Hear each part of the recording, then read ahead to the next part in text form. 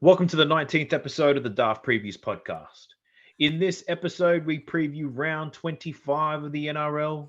My name is Hector, and I'm joined by my co-host, Lycus. What's cracking, big dog?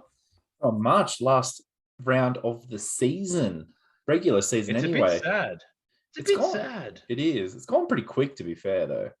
Maybe because last year dragged with the interruptions and it just went through to like November. It felt like Christmas time was coming up and we're talking Origin and everything, whereas this one, regular season's done and then we've got 4 weeks of finals and then she's all she wrote. But very, very tricky week for betting this week, but I think there's still some value in there as well. So, if you're good at this, there's value in it. And I must say, we're better than average. So we'll find some value. Exactly. But no, this feels a bit like when you're a kid and your 2-week holidays are almost up.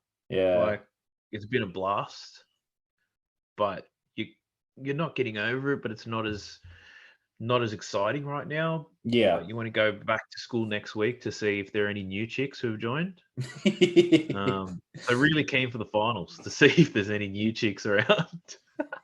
Well, that's what I did anyway. You might have gone to an all-boys school and it's a different experience. I sure did. So you didn't have that feeling. Was there any like... Went to the same school as Nathan Cleary, by the way. So we have a bit of... Really? Yeah, same high school. It's actually a few XNRL, like not NRL players and XNRL. So you know who I went to school with? Yeah. I went to school with one of the girls who were playing for the women's Roosters team. She's one of the good ones too. Really? She's one of the props. Yeah. There you go. That's pretty cool. Everyone's got that claim to fame, I feel like, in their high school. I think everyone, you can name someone. Not much talent coming out of my school. Another one, we had Tatafu Pulotu now come out of my school, played for the Wallabies. Yeah. There you go. And he's the nicest guy too. Like, he was school captain and everything. Nicest bloke. Did you have anyone that wasn't from like sporting background famous? From my school? Yeah. No, fuck no. I went to the degenerate school. The school I went to worse than my bank account. It's awful. You know that? Did you ever watch that movie, The Combination? Rings a bell. With all the Arabs. It was an Australian movie. Yes. You know that one, The Combination? That was filmed at my school. Oh, all right. The gang stuff and all that shit. That was at my school. Yeah. There you go. But no, we've had a heap of athletes. Well, Tai Tuivasa is another one who went to my school. Oh, really? Killing it overseas, yeah. I went to the wrong school.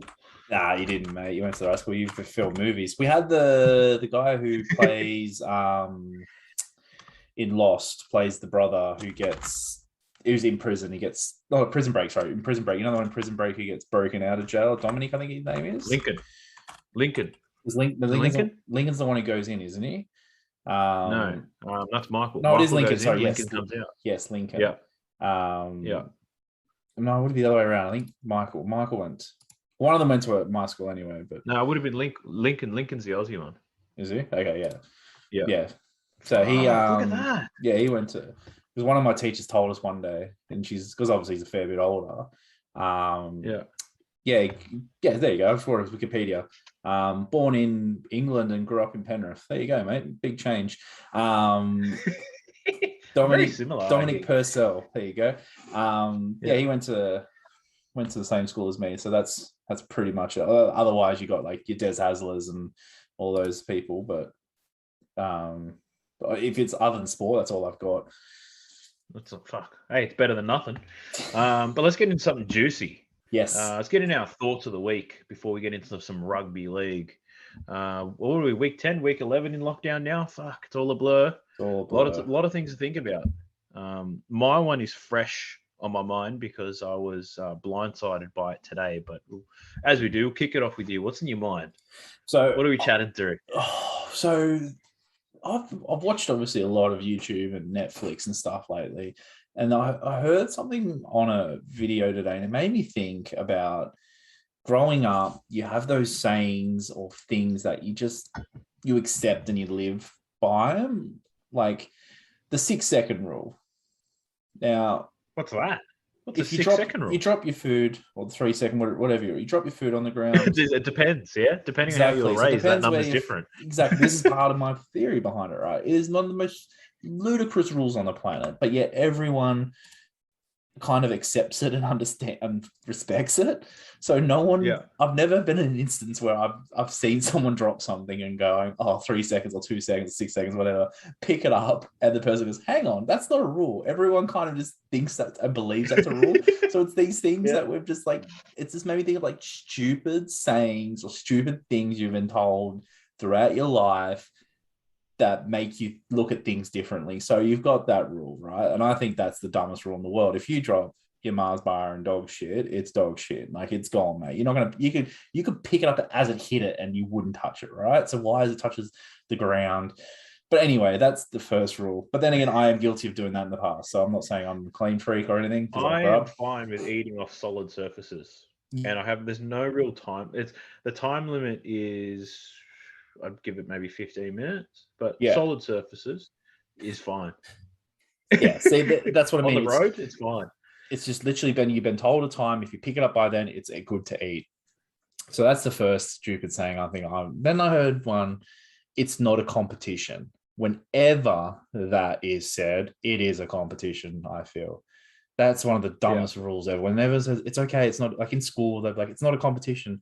No, it is a competition. You listen here, we're fucking competing say that now. So people don't feel bad. Exactly. Another dumb rule. I don't know who invented these rules, but they've managed to infiltrate them into society, and we live and we go by them.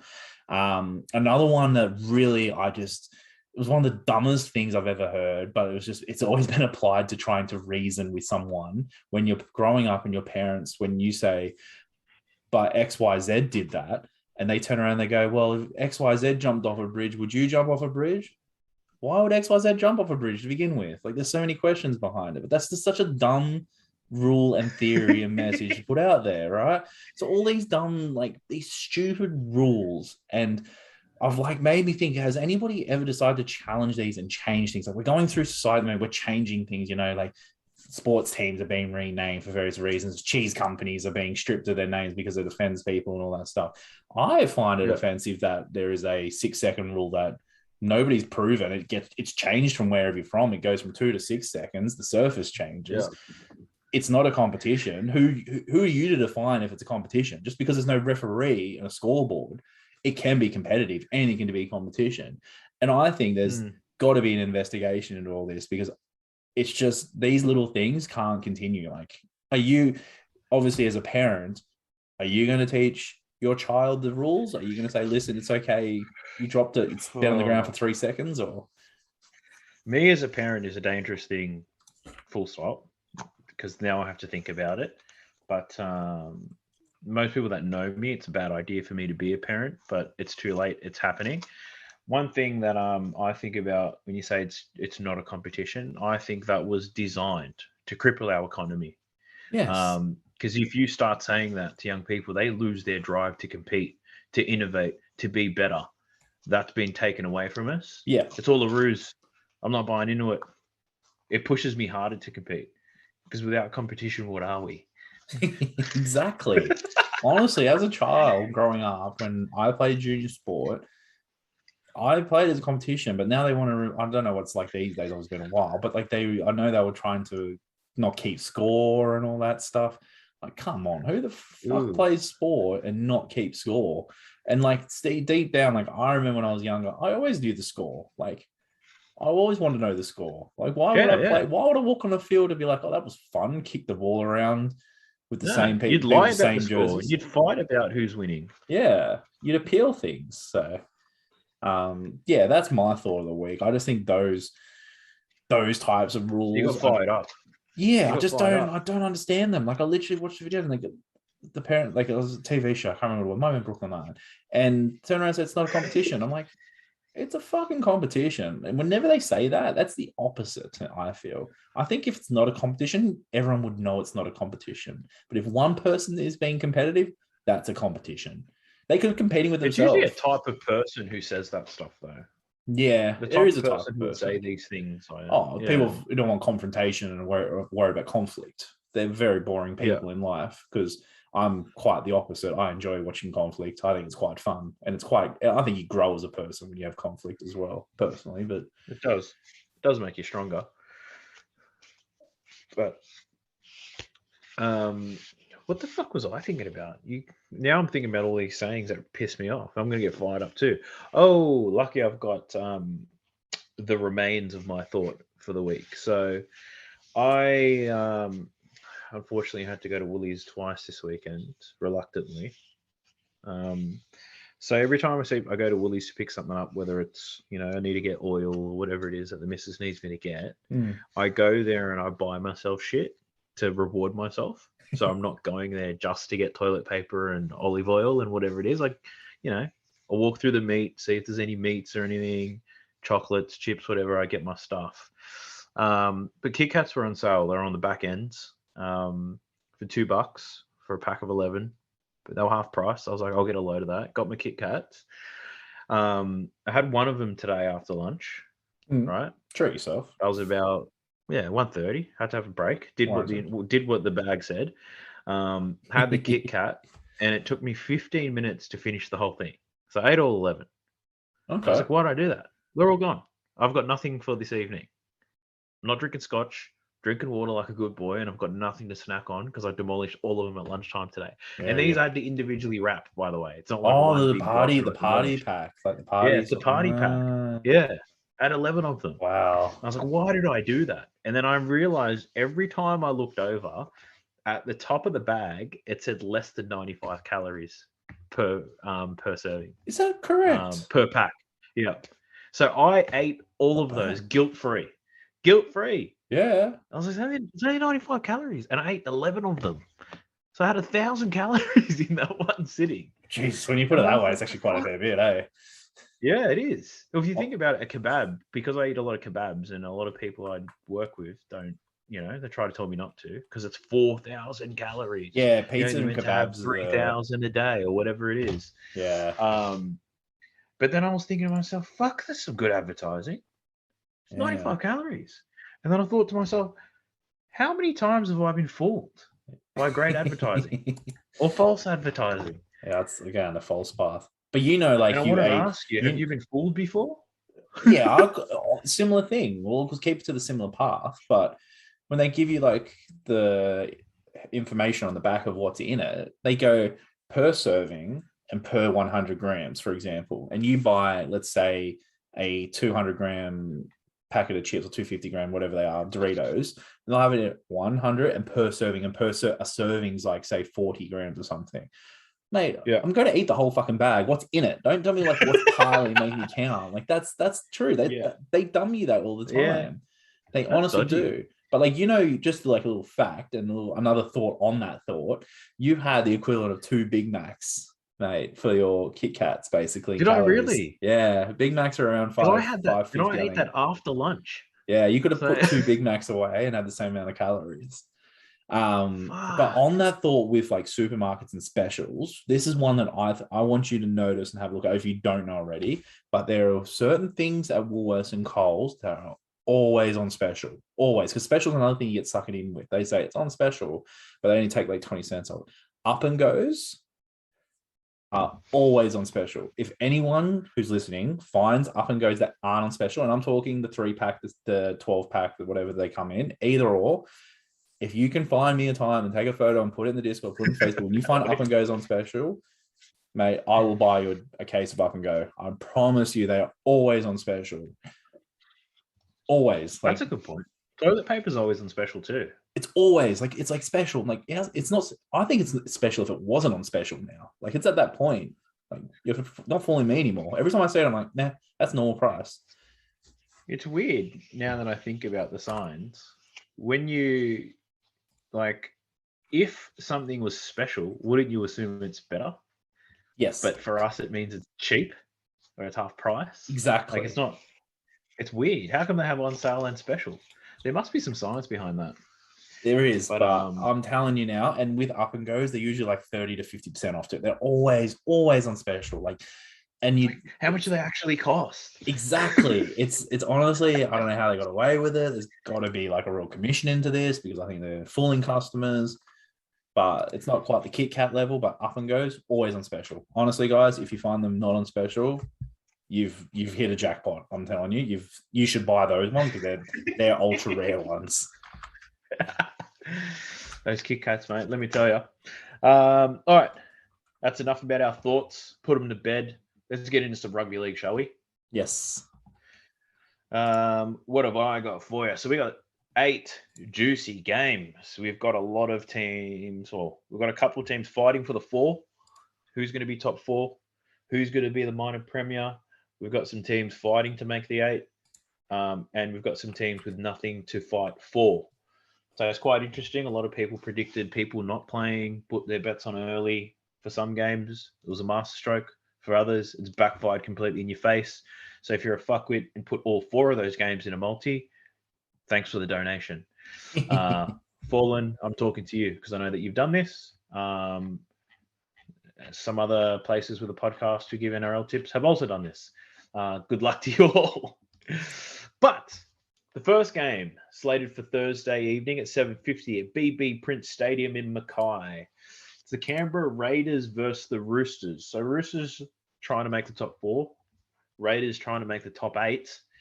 Big outs for the Raiders. Bailey Simonson and Dynamis Louis are out. For the Roosters, they've got somebody out every single week. Joey Manu broke his fucking face. Poor bloke. The nicest guy too. Having the best season ever. And it happens to be his good mate cracking him. But the good thing for the Roosters, they've got a couple of big ins. Angus Crichton's back in. Kieran's in. And Jared Hargreaves is in. And he's sure to be fired up. They've had heaps of backline players injured this year. So it's good to see Josh Morris back. And Ikavalu. The Roosters are the favourite in this one at $1.71. Canberra, you can pick them up for $2.15. The line on this one is 2.5. We've finally started to see a change in the bookies, though, in regards to total match points. Remember not too long ago, it was 49 was the lowest you'll get. Yeah. And then at game day, it could go to 47, 48. This game's total match points are at 44.5. Oh, wow. It's very low. It's not the only one. Yeah, there's a couple at 44.5 this week. No, there is. But how do you see this game going? I'm going to go a bold prediction here. And I'm going Roosters minus the handicap to begin with, the minus 2.5. I think I'll go on my bold prediction after, but I also think there's too many players coming back for the Roosters, and Canberra, similar to the Knights, which we'll get to, have not been convincing at all in the last few weeks. The 12-point win of the Warriors was inflated by a last-minute try to Rapana, I believe, off a bomb. Yep. Pretty much on full time. The week before, they got beaten by a Tommy Turboless Manly. Prior to that, they butchered the game against Melbourne, but their best game was a competitive game against Melbourne. It wasn't like they were awesome, and they clocked off after basically 70 minutes and gave Melbourne, who just and that was a Melbourne team that's been slowly deteriorating and proven on the weekend, and they got done by the Eels. So again, the form line is questionable on Melbourne. So I like the Roosters here. I think this, I know the Joey Manu thing isn't great for them, but I think it also motivates them because a lot of the boys were pissed off. And I think if there's some motivation in them, there is. I haven't looked at the finals system, how it works, but there obviously is a good chance they could run into Souths. It's either going to be Souths or Manly in week 2, possibly. I can't see them beating Penrith and Melbourne week 1. So there could be a good chance they run into Souths week 2 if they win. So troops back, they win. That'll be good. My next prediction is I feel if Canberra get flogged on the weekend, Ricky Stewart could lose his job, I feel, as well. Whoa. We don't talk about people losing their jobs here. No, we don't. But I feel if he doesn't get these guys into the 8, they're not signing anyone next year at this stage. They haven't got anyone coming. They're going to have the same team next year, a team that's missed its premiership window. Or unless he turns around to the board and says, listen, I'm going to move White into fullback or do something revolutionary, I can't see him keeping his job. I just can't. I just see, nothing good for Canberra. That is pretty cool. Yeah, I think they've been a massive disappointment this year. And not to make the 8 would be pretty bad to finish. Last year, I think to win. Yeah. They should have been fighting for this 4th spot. Last year, a lot of teams had the COVID excuse to hide behind, but that's why this year You've seen, the Sharks move on a coach who they were in the A because I think they feel like, well, he's not going to win as a comp. And a lot of those mid-table teams think that way now. You look back, obviously we just touched on with the Warriors, for example. The Warriors had a fantastic year despite all the challenges, but yet still sacked the coach when they've had worse years. Those kinds of teams, I think that's why Brad Arthur's under pressure. Brad Arthur's made the 8 how many years running with that Parramatta team, but it's now a point like, no, you need to do more with it. I think the Canberra Raiders, for a team that made the grand final a couple of years ago, preliminary final last year, not to make that 8 with arguably a much better roster, be pressure on him. But that's how I see it. The -2.5 is where I'm going. Yeah. And I see it the exact same way. I got Roosters to cover. If you look at the Roosters games so far this year, they beat the teams that they're supposed to, and they get pumped by the better teams. Mm-hmm. It's quite predictable. And they're supposed to beat Canberra. Canberra's sitting amongst Cronulla, the Knights, and all those types of dickheads, the Titans.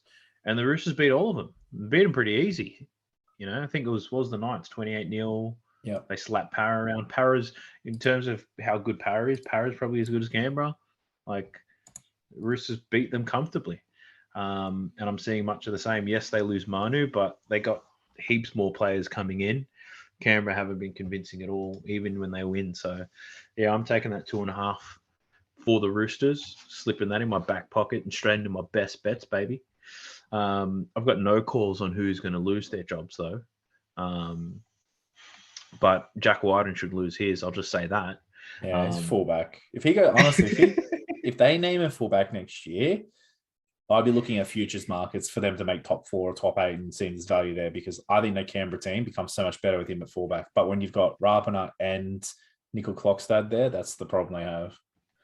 Yeah, well, I think they said that they'll play Klokstad and they'll experiment with him in the centres, but they've got good centres there too. Yeah, that's not including Croker. I like Sebastian. Yeah, exactly. I like Sebastian Chris. He's Timoko and Chris are fucking guns. Yeah. But let's get into this next one. Friday at 6 p.m, Seabus Super Stadium. It's Cronulla Sharks versus the Melbourne Storm. When Paul Gallen was playing, this would be a fucking cracker of a match. He doesn't play anymore. He just talks shit with Phil on Monday evenings, which is pretty good to watch, I must say. But the Sharks have no outs, so an unchanged team for them. Melbourne were expected to rest some players. And at first, when you look through the team list, you don't know who's missing because it looks like a pretty good team. But then you go through the outs: Cam Munster, Christian Welch, Felice Kaufusi, Jesse Bromwich, Josh Adokar, Kenny Bromwich, Remus Smith, and Tom Eisenhuth. They're missing a fucking shit ton of good players. Mm-hmm. But they're coming to this game at $1.35 favourites. The line on this one is 9.5. Total match points being 47.5. So the big question here is, Cronulla really, they don't need it, but they probably want it, this win. Melbourne, if they get the win, they secure the minor premiership. My question isn't who's going to win, because that's a fucking ridiculous one, but do you think Cronulla can cover this 9.5? I don't think they can. I think, as crazy as it seems, I know they've rested players, but if Melbourne go lose into a finals game against Manly, it's going to put a bit of the pressure on them as a team. I know they've rested players, but they've still got a stacked team. I think Jerome, the spine that they have on for this game is still probably top 3 in the comp. Jerome Hughes, I feel like, is their most important player. And maybe Brandon Smith, but they're both playing anyway. But them two are in the team, and that team is so much improved. The games they've missed is when they've looked clunkiest. I know they played last week against Parra, and they looked pretty average across the park, but Parra played well to their credit.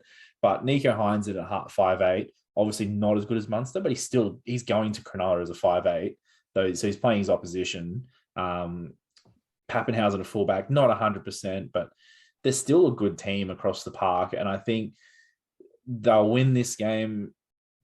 I don't think comfortably, but I still think 13 plus, which is a weird thing to say, is not comfortable these days, but it's a pretty common result this season. I I think just yes, they've had players rested, but their bench is still Harry Grant, Tepai Moroa, who was a Parramatta first grader. Jordan Grant's had plenty of games this season. Riley Jacks has played for a few years now. There's still an experienced bench. Kamakamika up front with Nelson Solomona. That's probably the biggest props. I don't think them two have started a game together ever. Like, that is two gigantic props starting the game.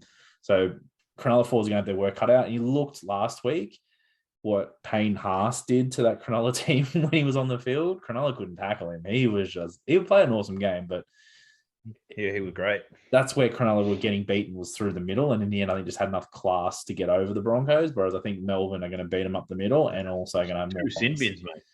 Those sin bins saved Cronulla. Flegland killed someone. So that was so good. I stood up when that happened. And then I realized it was high and I was like, fuck. Yeah. Ooh, right on top too. The sin bin, game was lost.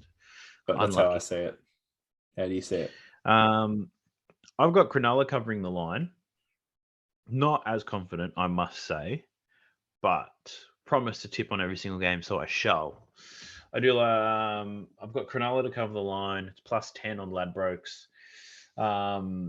Must-win game for them. That type of shit doesn't matter to me, to be honest. I don't know why I said it. All that must-win stuff. Like, a lot of these teams have had must-win games for the last couple of weeks and still serve shit up anyway. But I think Melbourne will still win. I just don't think it'll be as convincingly because I'm still not sold at Pappenhausen. I think Nico Hines is their best fullback this season. Yep. Pappy at the back, everything's still looking a little bit clunky. Melbourne definitely have the stronger team. Jerome Hughes is a massive in. But yeah, just not sold with Pappenhausen being at the back. And I think the Sharks will give him a shake. I think they're capable. They'll have some good periods of the match.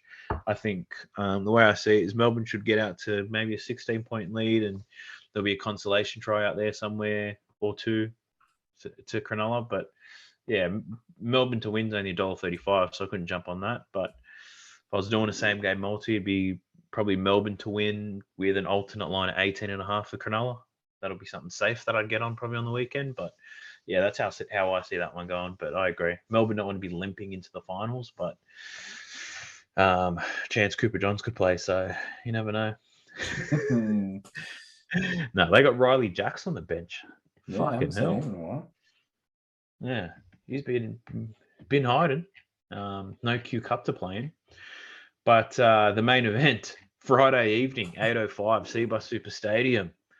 We've got the Parramatta Eels under 20s versus the Penrith Panthers at full strength. Parramatta beat Melbourne last week. Biggest win they've had all year. Only team to beat Melbourne twice in a row since the Brisbane Broncos in 2006. Nothing like made-up stats. No, actually, Melbourne pumped the Broncos in 2006. We only beat them in the grand final. Yes. But I just wanted to mention that. Outs for Parramatta. Gutherson, he's played every game in the last 2 years for Parramatta, and he's got some old knees, so it's good that he finally gets a break. Junior Paulo, Nakore, Mitchell Moses, and Wonga Blake all out for Parramatta. We've seen how bad Parramatta is without Mitchell Moses. Now there's a whole squad of people missing. So no surprise to see Penrith favourites at $1.03. The line is at 27.5. The total match points is on 44.5. The only thing I want to throw on top of this is Penrith were at similar odds last week, and they failed to cover the line against the Tigers, if I'm not wrong. Thanks. But you're our Penrith insider. How do you see this one going? Will there be any late changes? Are they going to come in with the right attitude? That's the only worry is how I see Melbourne wins.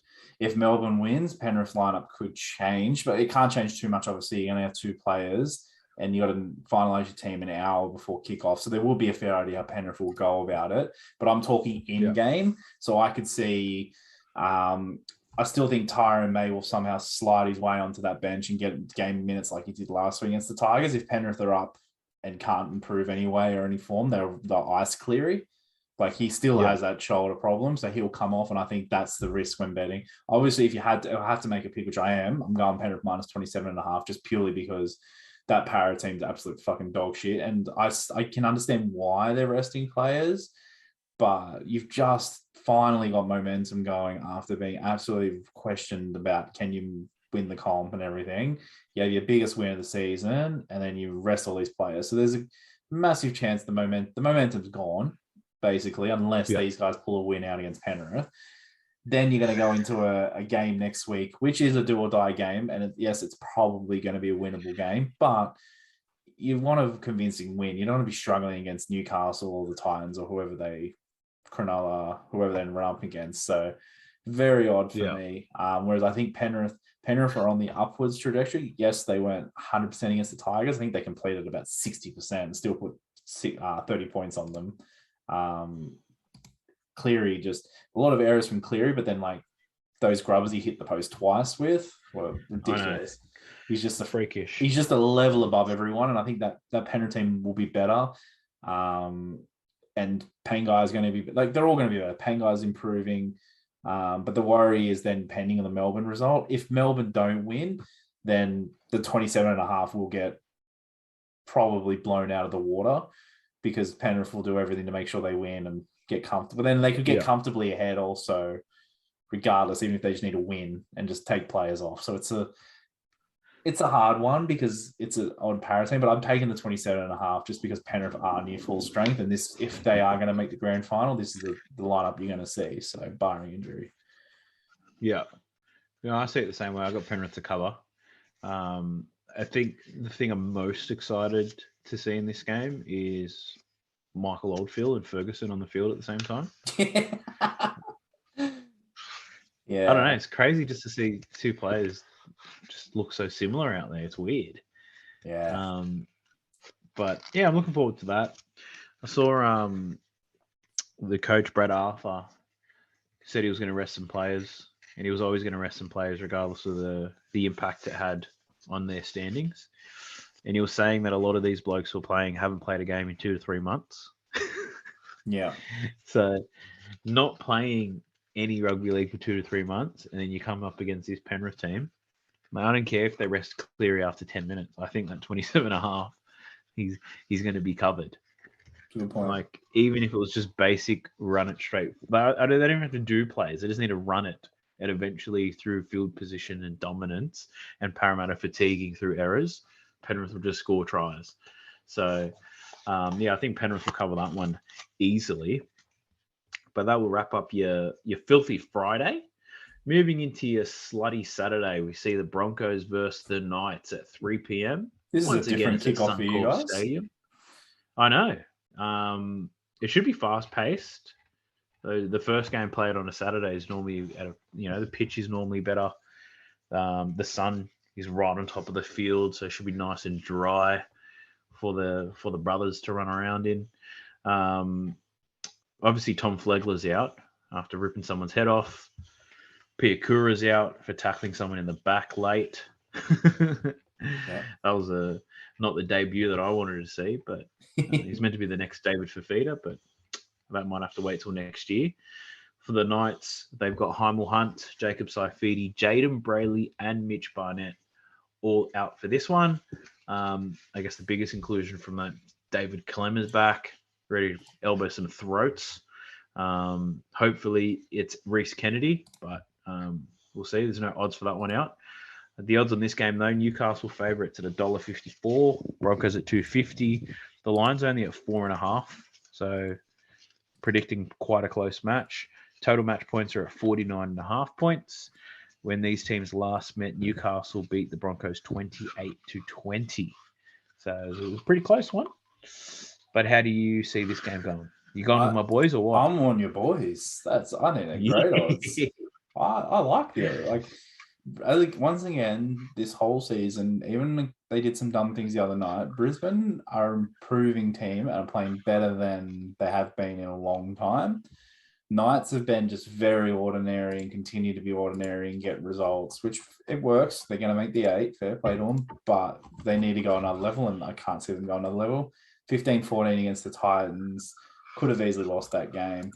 And since then, Brayley's a big loss. Saifidi, Barnett last Barnett's week. Awesome. He was on a mission. I'd love him on my team. He had a mission to stop players, and he was going after Fafita and stuff. So I think he's a big loss. Again, a similar situation. The Knights, they're in the 8. There's not much they can do in terms of movement. So they may take players off and rest players towards the end because Phoenix Crossland's on the bench. So I don't know. He might Junior will have a rest. He might rotate Junior or Randall. I don't know, but it's the way the team's set up is it doesn't look like 80-minute games from your Clifford will. He's young, but Pierce, for example. Whereas Broncos, they're good to watch. Payne Haas, as I said, was amazing last week. I think they'll cover that. I saw that Jermaine Osarko's on the reserves. Was he there last week? I'm not too sure. He just chucks names up there just to fill the sheet. Yeah. I don't think he has any intention of playing them. Fair enough.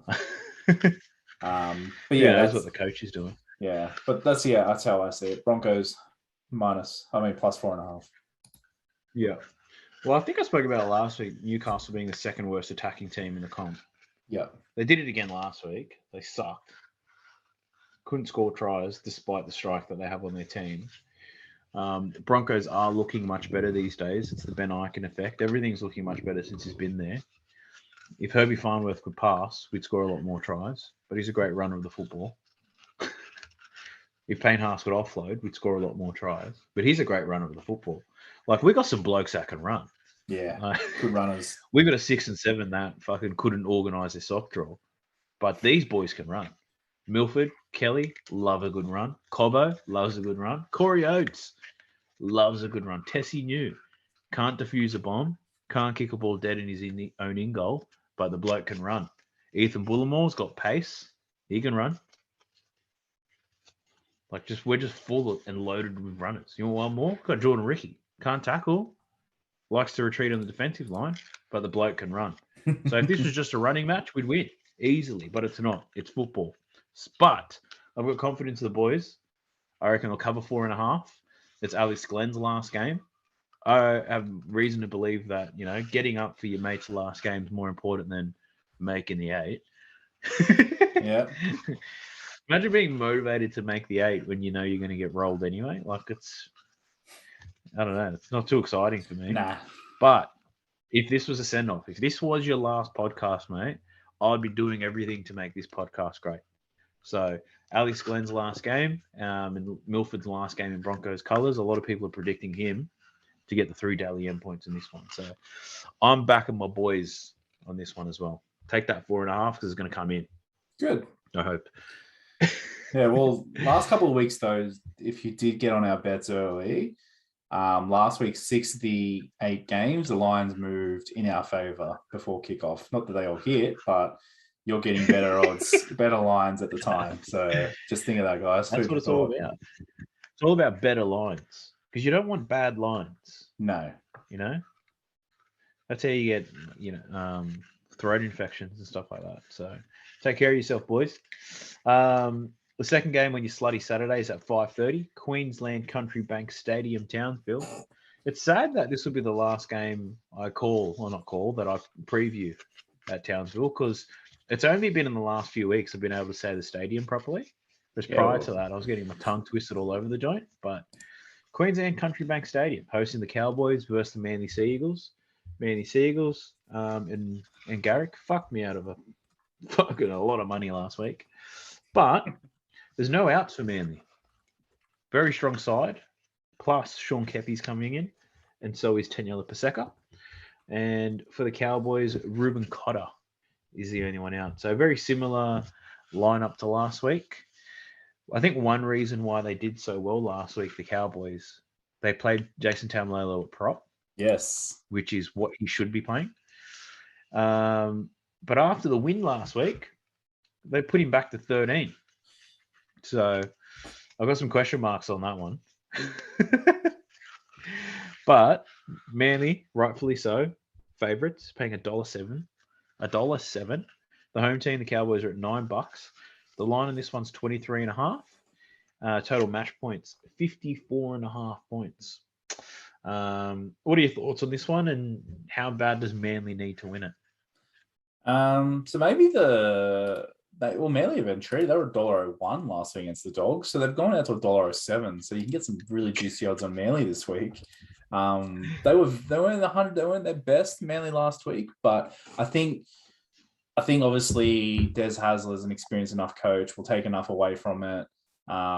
Is going to run into the finals. Probably not on the best note if he doesn't get a good result out of this game. I see Manly. I know they didn't cover the line last week, but I think they'll click and they will. They had a couple disallowed tries at the start, and then Tommy Turbo literally said, "I'll do it, don't worry." So that was the big difference last week. The Cowboys, on the other hand, I don't understand the Tom. I don't. Todd Payton as a coach, I've got question marks on, to be honest. I don't know if it's Tom Malolo, but he's great hairstyle though. Yeah, I'm a fan of it. Every time I see him, I just think that's me. That's gonna be me. I'm gonna grow this beard out a bit longer. I'm gonna have this thing cleanly shaven on the top. Might leave the back, but that's what I think when I see Todd Payton. Yeah, so his hair game's on point, but coaching though, I don't know if he's ruined Tom Lolo's career or I don't know what he's like. It's just doesn't seem to be clicking for him there. So yeah, I think the Cowboys will end a pretty disappointing year with a loss, which I'm just going to put it out there. If you boys can get the win over the Knights and the Cowboys get done, you just jump the Cowboys into third last for the season and Cowboys go second last. So that's going to happen. Yeah. We're going to roll these Knights. We're going to roll them.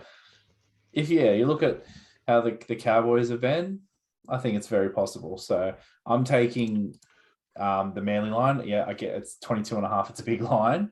But I think they'll cover that. I think Cowboys won't offer up much in, I got a bit emotional looking at this one because Manly fucked me on the weekend. I was very unhappy about it. So I'm backing the Cowboys to cover these 22.5 points. They're terrible. The coach is shocking. Tom Dearden's getting better, but still not quality. But my thinking around this, all right, Cowboys have nothing to play for. They haven't had anything to play for a long time. But they've got the strongest backline they've had all year.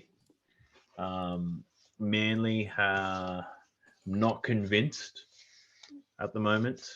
That's not true. I'm just very unhappy with them. So if you're listening, don't back this. I just want the Cowboys to cover this line and make it a contest. Trouble Manly. Fuck Manly. Wankers. Garrick. I don't care if they got 3 players that have scored 20 points. 20 tries each this year. Fuck them all. Ruined me. I'm so upset. I just had to get that off my chest. But the one thing I do have on the Cowboys is that they always seem, they lose, that's why, but they're always losing by quite a large margin. But they have these spurts in the last 20 minutes of the game where there's no chance of winning, and that's where they score a large patch of their tries. They live for the last 20 minutes, They're like a pack of greyhounds, just living for the chase, looking for that rabbit, baby. So I'm backing the Cowboys to be down by 30 at halftime, but to claw it back with some 20-minute magic towards the back end of the game. Turbo probably get rested, Chuck Dylan Walker on, move Garrick to the fullback position.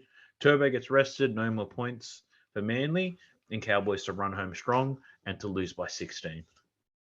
Put that in the same game, also. You should be paying all right. I shall, and I will. Next game, Saturday evening, 7:35 p.m. at Sunshine Coast Stadium. It's the South Sydney Rabbitohs versus the Dragons. The Rabbitohs did rest quite a few players, most notably Adam Reynolds, Damien Cook, Dane Gagai, Latrell Mitchell's out suspended the next 6 weeks of his working career, Liam Knight, and Tom Burgess. For the Dragons, Zach Lomax, he's out. I guess the biggest thing that everyone's talking about at the moment, Mark Nichols lining up at 13. He's got the C next to his name after scoring another 2 tries. I think last time he scored tries, we spoke about it. Yeah. And this bloke's been doing a couple sneaky tries, and he goes back to back on the weekend. Yes. He's an absolute freak. He's hit a purple patch for the try line. He's a freak. I'm going to get on him again. Why not? I'll tell you why. Because I am backing the Rabbitohs in this one. But this is predicted to be a close match. Rabbitohs are $1.74 favourites. Dragons at $2.10. Dragons haven't been $2.10 for a very long time. The line on this one is 2.5. Total match points 53.5. How do you see this sucker going? I see this being one of the. I think Souths will win, but I just think this is going to be a very scrappy game. Dragons have been absolute dog shit for a while now. If they didn't have that great start to the season, usually they do, but this one was even shorter, that first 6 weeks or whatever, they would be down easily below second last, basically. Just been dog shit lately. And this South team are missing a ton of players, including their spine, their fullback. So the whole spine with their fullback, their hooker, like they're literally missing everything. So their attack is going to be disjointed, but at the same time, their forwards defensively should be sound enough. Wayne Bennett team should be structured enough to hold out this Dragons team. So I like the South to cover the line. It's only 2.5. But one play that I do have for my best bet, which we'll finish up with at the end, is the unders. I don't even know who's going to kick conversions. Maybe it's Lachlan Ilias bloke for South. Reynolds out, Latrell's out. I don't know who else can kick goals. So I don't know if goal kicking is going to be on point. Vice versa for the Dragons. They are Corey Norman, who can be hit and miss, and attacks aren't going to be great. So I like the unders in that game is the big play. As 53.5 points too. It's a big unders. So it is. That's why I like that. That's a strange unders, that one.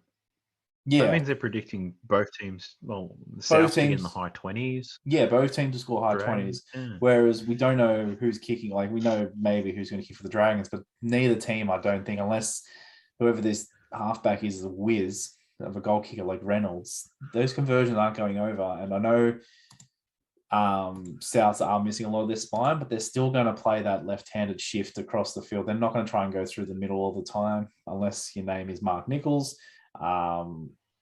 So I think this is going to be a low-scoring game. I can't see it one way or the other. Yeah, no, I see that happening. I'm backing South to cover this line as well.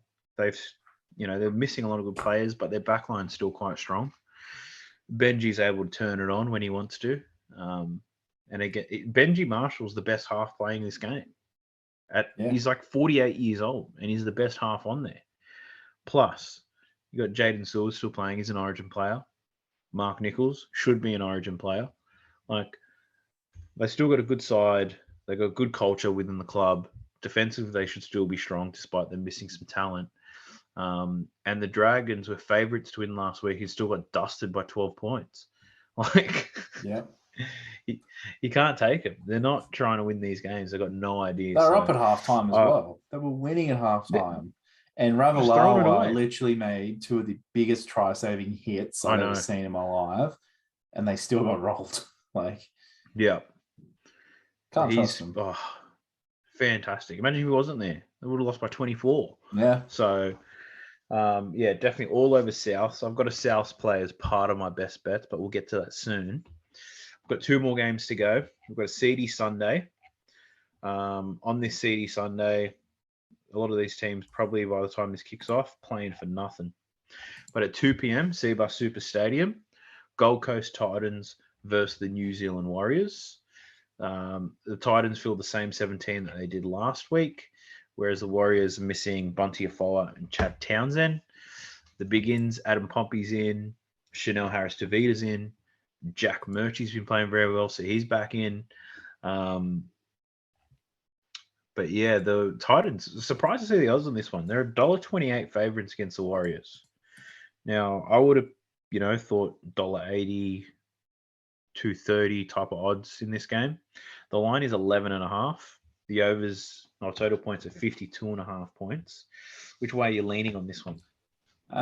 This is a really hard one because it could be, you could put out this bet and it could be dead basically before kickoff, because how the scenario works, I've gone Titans minus 11.5.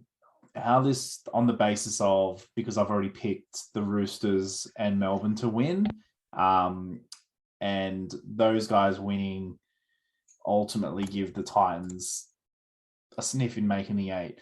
So I've gone that leg, but if either the Raiders or the Sharks win on Thursday and Friday night, then that's done, because then Titans can't make the 8. So if you're going to bet on the Titans, I would go on the futures market and bet on Titans to make the 8 at $4.50.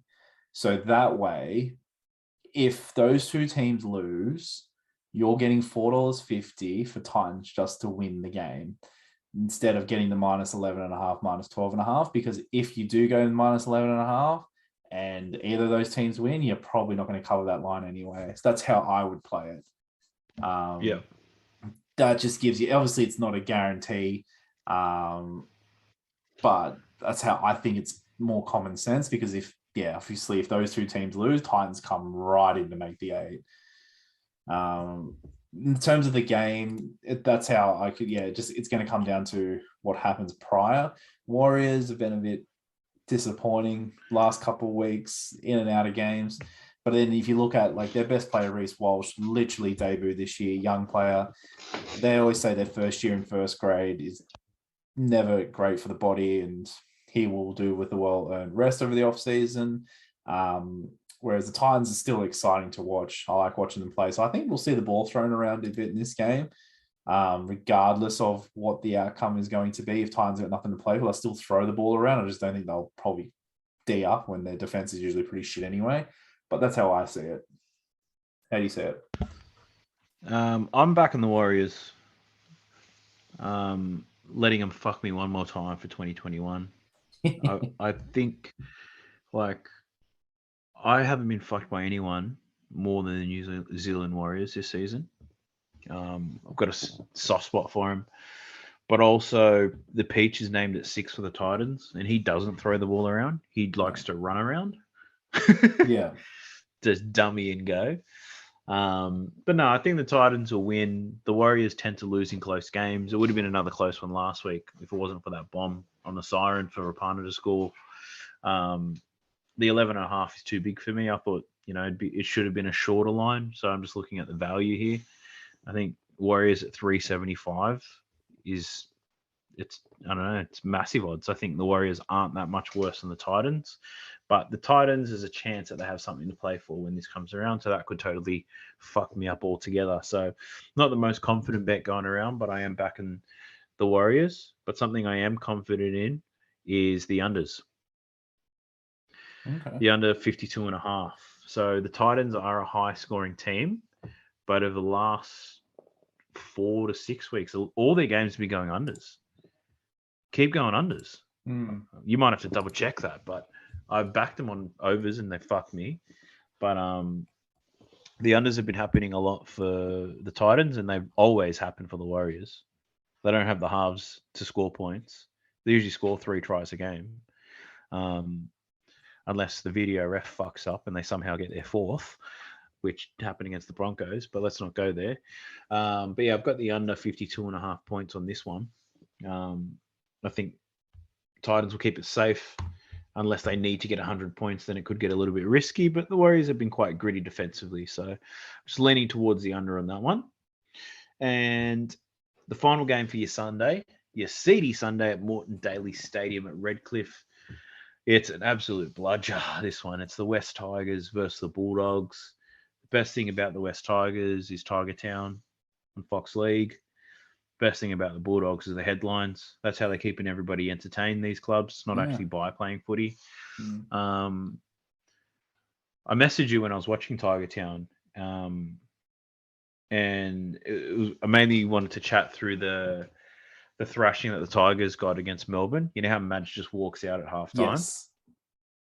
And you could just see all the players. It's mainly Mbai just dropping F-bombs. But have a fucking dig. Have a fucking dig, boys. We're going to have a fucking dig. We're all mates. We're all mates.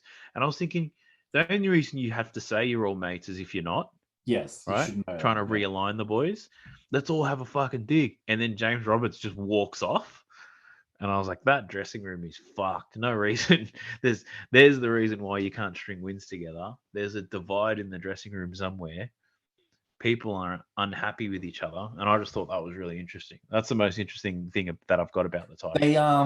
They had like a bonding camp, didn't they? They flew up early or something to the Queensland and did like a 3-day team bonding near the beach or something. I remember Vossi just tearing that apart, going, "It didn't work. I'll never do that again." Yeah, let's have a fucking dig. Penrith did that a few years ago too. When we're all mates. We went up to Brisbane. We Panthers flew up early, like on the Monday or Tuesday. They played Broncos on the Friday, and they had the week up there. I remember they put up posts and they were doing like the time zone thing, and that was when you guys pumped us, like put 40 or 50 on us that day. 50, I think it was that night. The same thing. Yeah. I'm like, well, that's no time for team bonding during the season. No, it's not a good sign. We're all mates. You say that when you're getting pissed with your mates and they want to have a punch up. Yes, yes. Then you step in and say. Then you remind them. Listen. Yeah. But yeah, that was as entertaining as it gets. I'm not going to go into too much detail, and I don't even want to watch this game. But for this one, I've just gone the over 53.5 because no one wants to tackle. Simple as that. That's pretty bang on. What do you got? I've gone Tigers minus the 7.5 or 7.5. Yep. Same reason. I just think this is going to be a game where season's done. The boys are like, we are going Mad Monday tomorrow in Queensland because they know they get back to Sydney. There's no piss ups in Sydney, so it is going to be on the beers at literally 6:01 once they walk off the field. Big night, Sunday night. That's more their focus is the night out and the Mad Monday. Out of the bubble, that's just such incentive for them. So I think there's neither team's going to show up. I like the overs bet. I think especially the Bulldogs. Whilst they pushed Manly last week, they still leaked 6 tries and pretty soft tries back on the inside and things like that. Tigers obviously as well don't like to defend, but I think they can offer up more in attack, and I think they'll cover the 7.5. But otherwise, two of the shittest teams. I think these two teams have easily been the most disappointing this year. Easily. By far, easily the most disappointing teams this season. I think they've both gone backwards when they've pretty much been at rock bottom. Whereas if you look at, say, the Broncos, shown improvement. The Cowboys, probably the same. Haven't gone up, haven't gone down. The Raiders obviously gone down a little bit, but they're still fighting to make the 8, whereas these two teams have never been in the question to make the 8. No, they've got nothing. Yeah, even the Broncos, when they were a little run, there was a mathematical chance they were talking about it making the 8. And Kevy come out and said, if we had blah, blah, blah from the start, like if Katoni wasn't injured, we would have make the 8. Like they were thinking the 8. These two teams, no. Documentaries. Flogging off speakers on eBay. That is the peak of their season. Cheating on their partners. Hooking up with NRLW players. But geez, they have got some very good off-field talent, and I guarantee the press is going to be following the Dogs around after this game. Oh, they should be. I wonder if Adam Elliott's invited. The Tigers didn't even make the 9. Like at least they usually hit the 9. Couldn't even hit 9th. Trash. All right, let's turn this thing up. Let's get excited again. Let's talk about our best bets. These are some winning chances for the punters to make some cash, because obviously we don't have supreme confidence in some of these games because of different motivation factors and shit going into it. Let's kick this motherfucker off with your best bets. These are the ones that you want to get on. If you fucking listen to this far, thank you. I appreciate it. But this is the shit you want to get on right now. This is get on early. Lines are moving. Put a condom on before you put the bets on. All right? It's going to get wild. And then once you ejaculate into that condom, spray it onto a sandwich and eat it. For luck. Over to you. On multigrain bread, preferably. My bet for the week. So I've gone a couple handicaps, a couple over and unders. First one, Roosters minus 2.5. I think that's way too short. I think Roosters win. They'll win comfortably against a very ordinary Canberra team this year. Second bet, Melbourne Storm minus 9.5 against Cronulla. Again, Melbourne Storm losing 2 in a row. I know they did earlier this year when they lost to Penrith and Para, but they're not playing Para or Penrith. They're playing Cronulla Sharks. Jerome Hughes, Brandon Smith still in the team. I've got full faith in covering the 9.5. Third leg, I've gone the overs in the Penrith Para game. So I'm covering it if it's only 44.5. I'm covering it if either A, Penrith just stay on the park and put 44.5 points on them, or they take some players off and rest players and Para can score some points. I think there's going to be 44.5 because I think Penrith, again, aren't going to try and throw their body on the line for a tackle and risk an injury to save a tackle because it doesn't make a difference, especially if that first leg in Melbourne gets up as well. Fourth leg, I've gone the unders in the Souths and Dragons game, which I touched on before. Again, don't know who the fuck's kicking goals. They might just skip kicking goals and just score 4 pointers and just will count as 4. Who cares? Last leg, I've gone the Tigers -7.5 against the Dogs.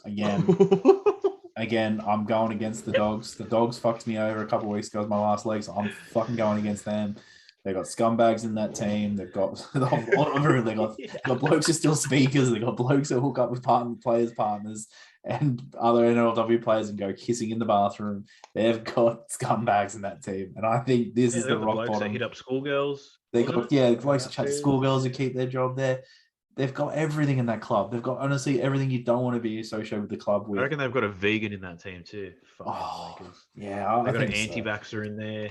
I've definitely got anti-vaxxers, 100% anti-vaxxers, but they've also got like 1,000 problems. And I did see a post today where they're letting go like 12 players or something, and this list of names came out, and they're busted. They are done. So that's my multi-bet. Now, if you put all that together on Sportsbet with a little power play, you'll get 26-1 odds on that. Yes. So it's good because that's what I want to like to see. You got over and unders. So that's I think the main thing with the bets this weekend is the over and unders, because those two games that I've picked, there is a lot of unknown in it. So if you just go over unders, then you know if one way goes the other, you're confident you'll still get unders or overs, vice versa. So that's my best bet. Oh, I like that. Those are moist. Those are good odds. Better odds than mine. I thought mine was juicy. I've got 3 legs. One's not my dick. I've got 3 legs in my multi. The very first one, I've got the Roosters to win by 1-12. That's $2.90. The Roosters will win comfortably. I think they'll dominate the game, but they don't slam the points on the way they used to. But I'm on them 1-12. Canberra will try, but Jack White kick it out on the full or kick it dead kind of fucking ruins everything for them. So I got the Roosters 1-12 at $2.90. I then have the Broncos 1-12 at $3.60. I reckon we'll take the Knights cookies. It'll be close. I think the Knights still score the 2 to 3 tries that they average, but I don't think the Broncos have any more than 4 in them. So I think it'll be close, but I think it'll be a great win. Alex Glenn, Milford on their way out. The boys will be motivated. We're at home. Mad Monday starts for them too. So I think the boys will be keen. And we've showed great promise in the last 2 months. And this will be a great way to cap off a shit season. And my final leg pays $1.92. And that's for South to score more than 12.5 points against the Dragons in the second half. The reasoning behind this is if you watch the Dragons game, well, if you gamble, you watch every single game. But the Dragons have absolutely imploded in the second half of games. In the last 2 games that they've played, the Dragons, they let the Roosters score 30 points in the second half, and they let the Cowboys score 30 points in the second half. So all I'm asking for is these Rabbitohs score 3 tries. Because as you said, they're probably not going to kick many. They'll probably kick 1 from 3. But 12.5 points at $1.92 in the second half for the Rabbitohs. And all up, those 3 motherfuckers pay $20. I had no odds boost left in my Ladbrokes. But you do the math. $22. Probably 22, yeah. So that's what I'm taking. That's my juice. What do you think of that? It's not bad. I like it. Money to be made. Delicious. There's plenty. But look, that wraps up. Was that our 19th episode? 19th episode of the podcast. Yeah, 19th episode. How about that? That wraps up the 19th episode. I was joking about the condom on the sandwich thing. Just be civilized, nut in your hand, and use your hand to smear it onto whole meal bread. Any last words from you? No, don't forget again. Sorry, actually, join the Discord.